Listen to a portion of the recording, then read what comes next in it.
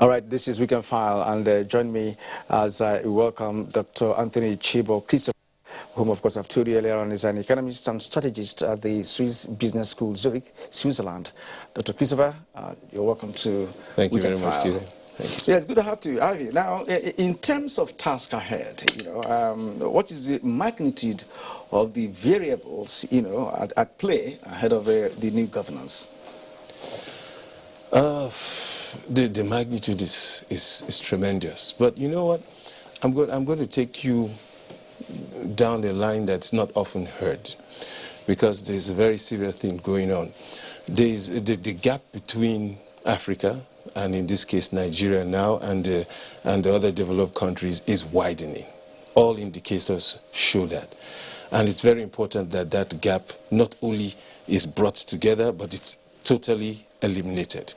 Now, the agendas of what should be talked about by governors now and everything should be, of course, will be set naturally by them establishing the correct goals. And, of course, determining how those goals will be met. That's the important thing. What are the goals? And I am saying that the goals right now, most important thing right now, is to make sure that socio-economic development within their states, using their resources, is in line with the fourth industrial revolution. That's why I said I'm going to take you on a line that is not really talked about. But it's important. We are missing it because we have issues. You hear people talking about, education. Yes, education, but education in line with the fourth industrial revolution. Jobs in line with the fourth industrial revolution. Now, could you explain the correlation? Let's understand the problem. It's very important because right now the world is going through a fourth industrial revolution. What's that? It's a conglomerate of advanced technologies, 5G and even 6G, artificial intelligence, robotics, and the likes, the Internet of Things.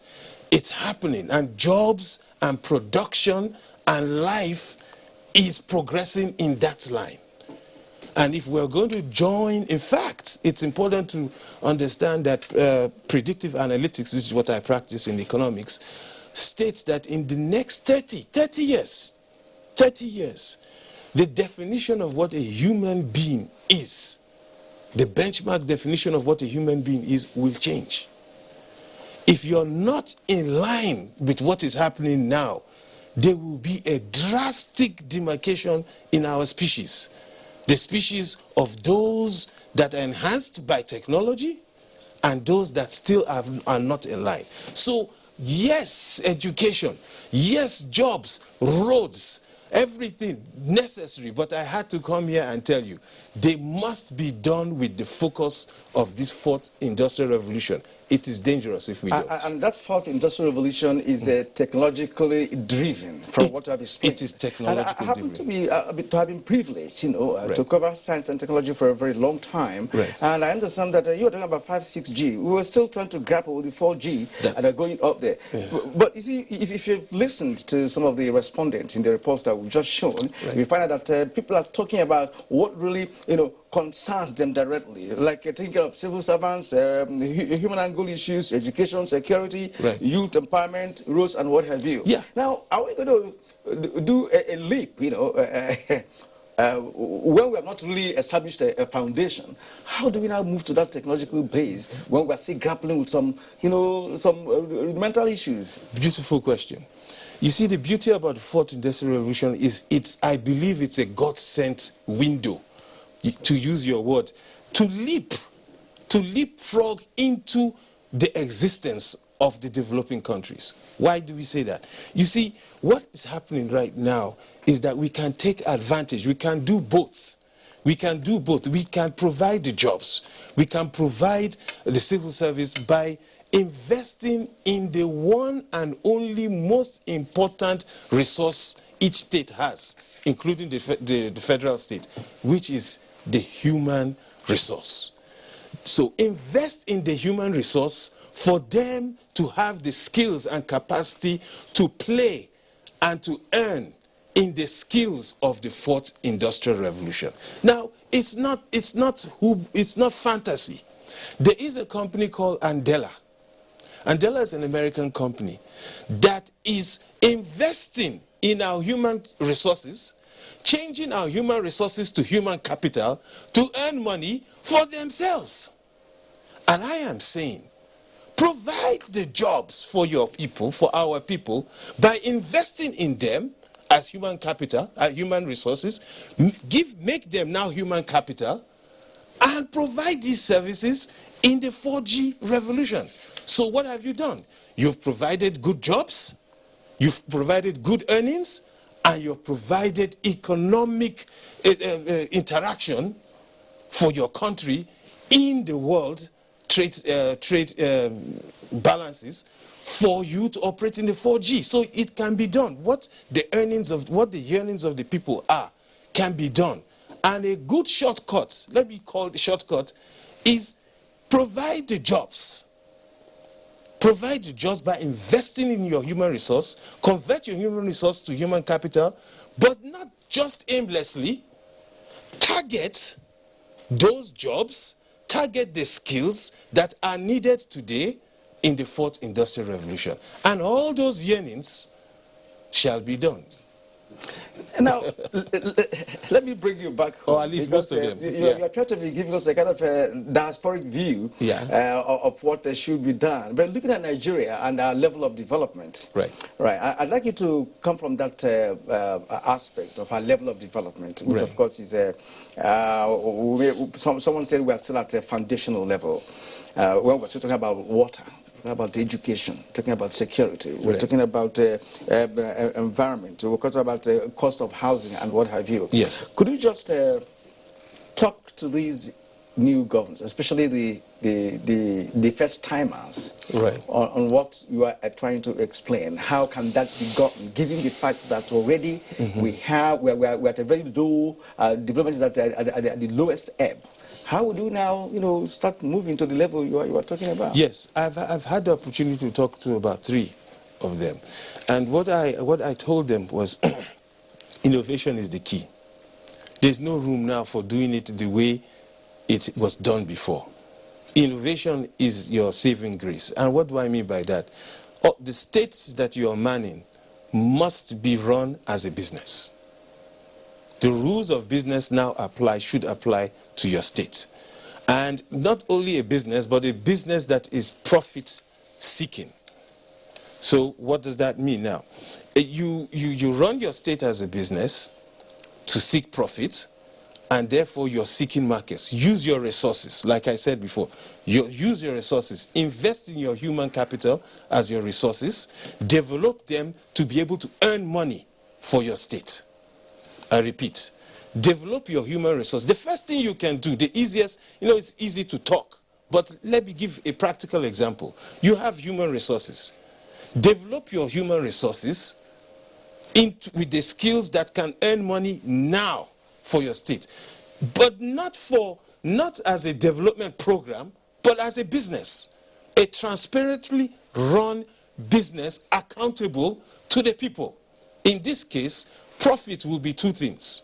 1, profit as we know it, which is revenue that exceeds what you put in. But profit will now be the socio-economic development. Your profits go into the roads. Hello, sir. Your profits go into the hospitals that are needed. Your profits go into sanitation, which are needed. And don't forget, you're accountable to the people. And that is innovation. And we have to think this way. It is now far-fetched. If we just have to come out of the box we were in, into this box I'm talking about, which is not even a box, it has to be done. Okay, let's talk about the constitutional provisions of this country. All the states have one natural resource or the other. Yes. We do not have the powers to actually tap those resources to increase their revenue base. So every state relies on the federal allocation that comes every month. Now, advise these governors on how to multiply whatever they get from the federal allocation, to see how they can also create a revenue base in their states to be able to have enough to, of course, do what we have to been invest, yes. To invest, yes. Yeah, you said something very important. When you're setting up a business in your external environment, like I said, you have obstacles. One of the obstacles I just want to mention will be policies that are even from your own national government. Tackle that one as a group of people. But while you're doing that, there are many other opportunities because the land is yours. Arable land is there. So agriculture is there for you to do. And nobody's stopping you from playing in the WTA rules in agriculture. So once again, apply the technologies, because when you go in the fourth industrial revolution, you are not, people think it's computer. No, it's biotech, nanotech. It plays across all industries. So let's now take agriculture.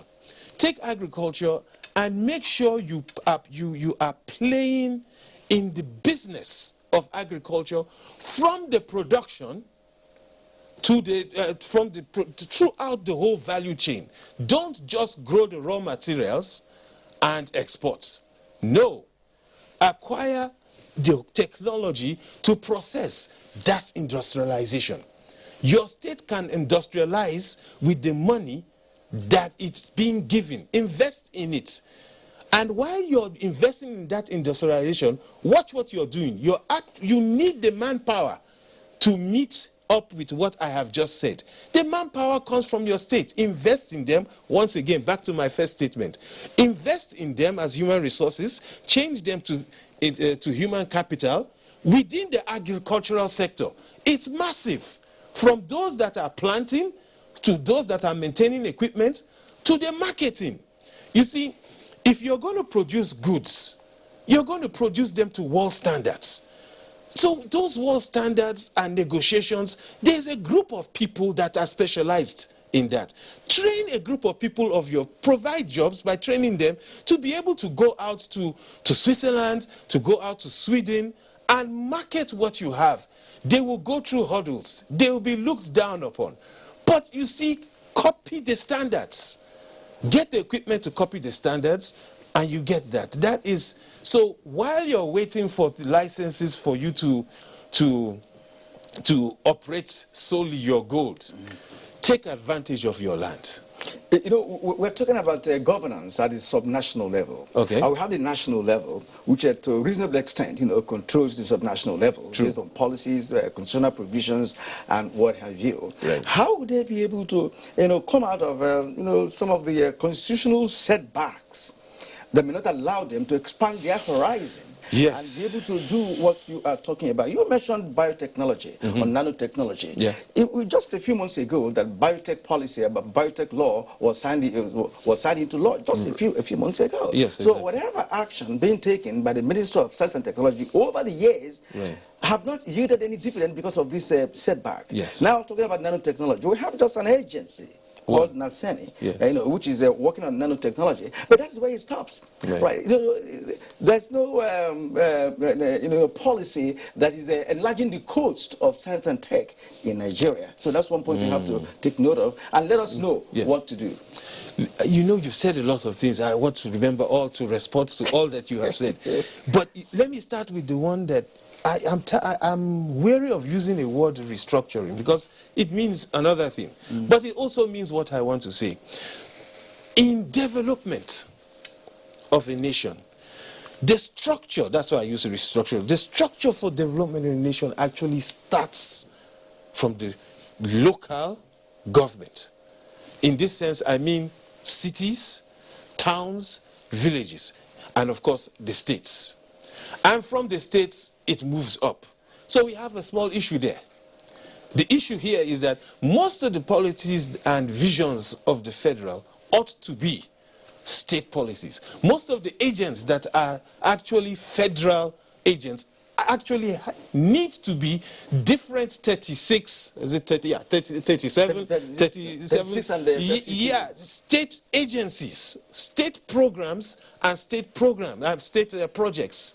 So something has to be done about that, because the true inclusive social economic development is actually when Enugu is actually looking at playing in nanotechnology, where there is an interplay between Enugu State University and Enugu State government coming together in synergy to create business. Because, I was talking about human resources to human capital. In many cases, we already have the human capital. They're in Los Angeles. They're professors. They are already in the fields. Bring them back, and everybody's interested in business. That is why I said they should operate as businesses. Bring them back with business options to integrate and interact with the universities, which is what the universities are all supposed to be about. I'm talking of the state universities. And also the federal that are in this state. These things I'm saying are the structures of development. You bring them back, let them interact together in research, as a business, and export their findings out for profit. So the states is actually, and the local government, my friend, are actually the focus of development. Here, it is more of a focus on the national. We have to say it one day. It has to stop. While the national is doing it, and should be doing it well, and providing vision and development services, that must be replicated in the state. I actually want to say it must be replicated in the local government as well. We cannot beat development rules to our beat. We have to succumb to the rules researched programs of development. If we are really going to develop, my brother, we need to start developing from the states. Yes. Upwards.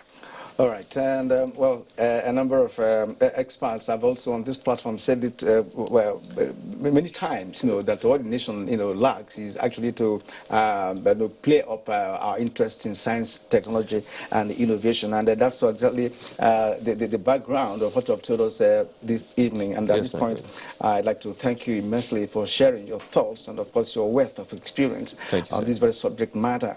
But thank you very much indeed. I've been speaking with Dr. Anthony Chibo Christopher, an economist, a strategist at the Swiss Business School, Zurich, in Switzerland. And you're watching Weekend